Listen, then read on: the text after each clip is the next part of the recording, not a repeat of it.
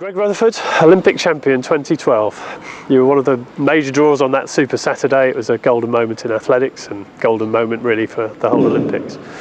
And here we are on a lovely day here in Guernsey, working around here athletes who are on the journey that you've just taken. We've got a number of coaches now on Ireland who are very experienced. We've got people working together now in coach forums. We've got a workshop.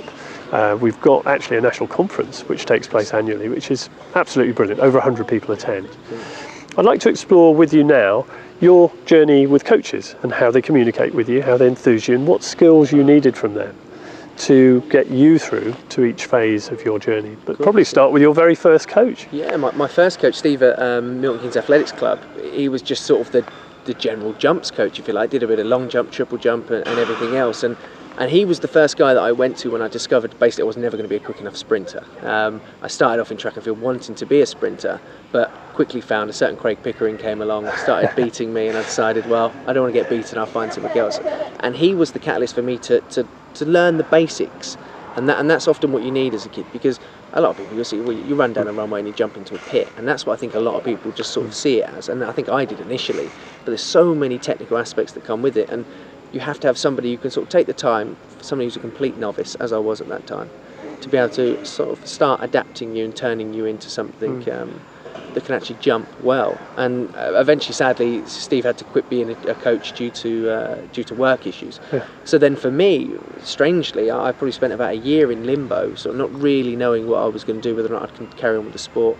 And then a certain Scot known as Tom McNabb turned up, and his infectious attitude with everything sort of captured me, and I was again a 17, 18-year-old, and he asked me to get involved with him, and for me, seeing this guy who had been around for such a long time and had so much experience within the sport, it was a huge opportunity for me to now learn the next level of jumping.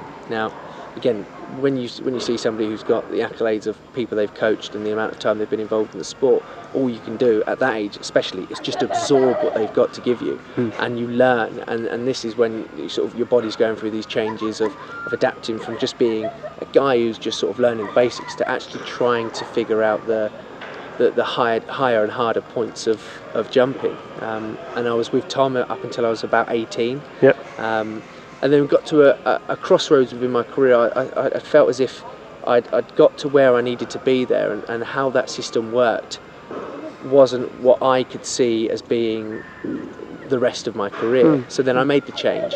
I joined Frank Atto, who was working out of London, and one of the major pulls with Frank for me was seeing a group that had Tricia Smith, Jamaican triple jump champion from 2005, and then also having Yamile Aldama, who now competes for Great Britain at blimey, 41, he's an absolute machine, and Larry Ichike, and some of these guys that I had watched for a long time, and sort of then going to see what they did and how they did and how they were as good as they were.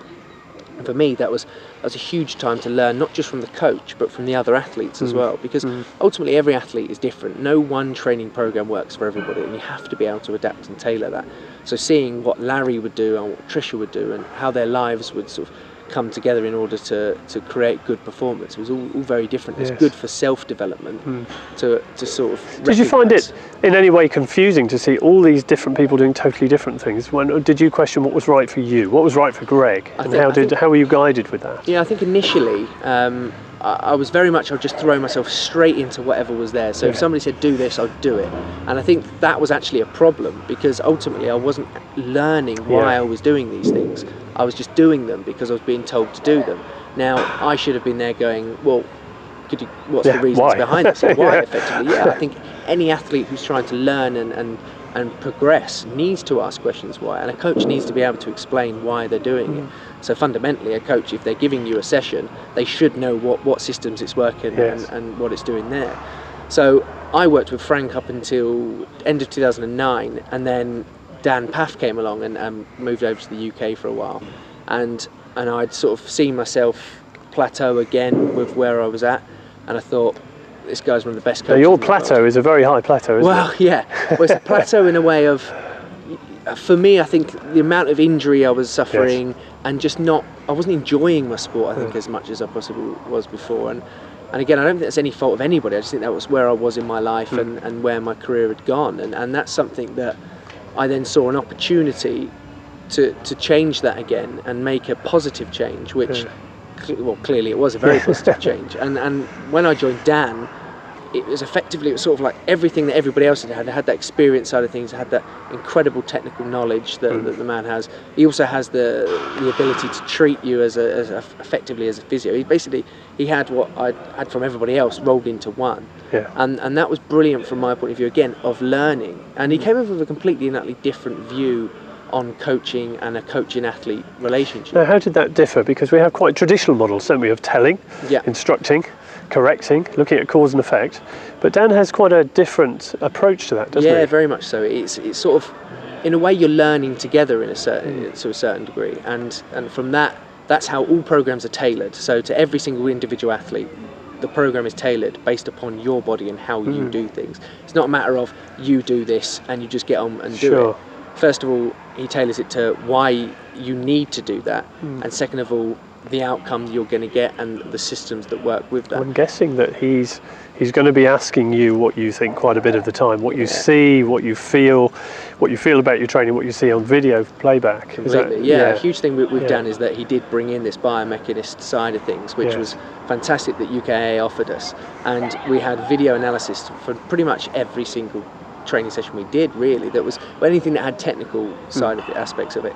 So all of a sudden, rather than somebody just telling you what you're doing wrong, which I find with a lot of coaches that I meet, they will tell somebody what they're doing wrong, but actually trying to articulate how to then not do that is nigh on impossible for some people, because if you can't see it yourself as the athlete, I can tell you to lift your leg up or get in this position, but ultimately, if you can't really see it, you're not going to do it. The beauty of a video is that you can see it, you can see how you need to improve. And Dan was fantastic in bringing that in, showing me, but also me learning how things feel. And again, one of the biggest things Dan said to me, by the time you retire, I want you to have effectively a PhD in long jump. I want you to have learnt so much that you could either coach or you could go off anywhere in the world and you would know what to do. And that comes from an athlete being absorbent of everything that's going on, but also a coach willing to learn. So I remember within 6 months of joining Dan, this is a guy who's coached Olympic champions, some of the greatest athletes to walk the earth. I turned around and I said, you know what, I feel like I need to be running hills a bit more. And he said, okay, fine. Explained to me where we should use that in the training program. He then wrote it into the training program. I was the only one doing that, but I felt good about that. And again, feeling happy and confident in what you're doing, I think is a huge aspect. Really got the enjoyment back into it, by the sound of it. And the difference was as well, I would say I like doing hills, for example. I don't know why I'd enjoy doing that, but he was able to then still break it down and tell me why and why that would improve me and where and how to do it. And learning together like that, I think, is a huge. So you've had enthusiastic coaches right from the start who've helped on every step of the way. The team behind the team, really, isn't it? Completely. Coordinating and pulling people together. Sound not very selfish people at all, selfless in fact, to give you all the advice you need. What bit of advice then would you give now to our coaches on Guernsey who are looking to increase their knowledge and understanding and become even better coaches? I think the biggest thing in coaching, and I think there's been a British mentality of coaching of, it's a very, what I do is what I do, and it's a very sort of insular and sort of secretive way of doing things. Whereas I think I generally believe, even Dan, there's no one coach in the world who can give you everything. Now, I'm very willing to talk to any coaches who might have a little nugget of information which might work for me. Now, if coaches all get together, they all discuss, they talk, they bounce ideas off of each other. That's how everybody's going to develop. Because, for example, somebody might say something to me and I have no idea what they're saying. Somebody else could say the same thing but in a different way, and it works. And now a coach could be shouting at their athlete week in, week out, and they're not getting it. Another guy could walk over and say it in a different way and they get it. That doesn't make them a bad coach or a good coach. That basically just means it worked that way. And ultimately, you've always got to have plan A's, B's, C's, D's, and there's always got to be other ways of doing it if the first one isn't working. Brilliant. And for the development, it's important. Fantastic. Greg Rutherford, Olympic gold medalist, thank you very much for sharing a real insight into your preparation and how coaches have helped you. Thanks very much indeed. Thanks.